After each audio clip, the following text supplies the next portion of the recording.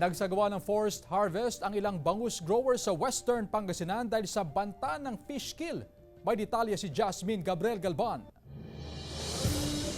Sa third week pa ng Abril, nakaschedule ang pag-harvest sa mga alagang bangus ni Mang Hari sa Anda, Pangasinan. Pero nagsagawa na sila ng forced harvest para maiwasan ang banta ng fish kill. Nangangamba sila na malugi sakaling biglang umulan sa kasagsagan ng napakainit na panahon. Mas delikado kumbaga kasi halos nung nakaraang mga taon, ang fish kill kasi nangyayari pag mga ganitong mainit. Inuunahan kasi dahil nga sa mga nangyari nung nakaraang panahon. Ilan pang bangus growers sa Western Pangasinan ang kasabayan ni Mang Hari na nag-forced harvest ng alagang bangus. Bumabagsak kasi ang dissolved oxygen sa tubig kapag biglang umulan sa gitna ng napakainit na panahon. Forced harvest ang pinakamainam na paraan na gagawin ng bangus grower para hindi malugi. Ang isang major reason ay yung init ng araw. Maraming palaisdaan ang sobrang babaw. Yung init ng araw ay hindi na kaya tiisin ng isda. Sa monitoring ng Magsaysay Fish Market Inspector, simula alas 5 ng madaling araw hanggang alas 11 ng umaga, 3 malalaking truck na naglalaman ng bangus ang ibinagsak sa fish market. Mas marami ito kumpara sa nakalipas na mga araw. Nakabantay sila sa lahat ng ipinapasok na bangus sa fish market. Hinahanapan po namin sila ng auxiliary,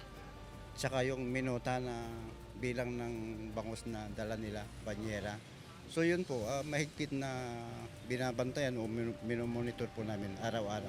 Dahil sa maraming supply ng bangus sa fish market, gumalaw ang presyuhan sa ngayon. Bumaba ang per kilo ng bangus sa 20 hanggang 30 pesos. Sa ngayon, nasa 130 hanggang 150 pesos ang per kilo ng bangus sa Magsaysay Fish Market, depende sa size. Kasama si Daryl Peralta, Jasmine Gabriel Galban, One North Central Luzon.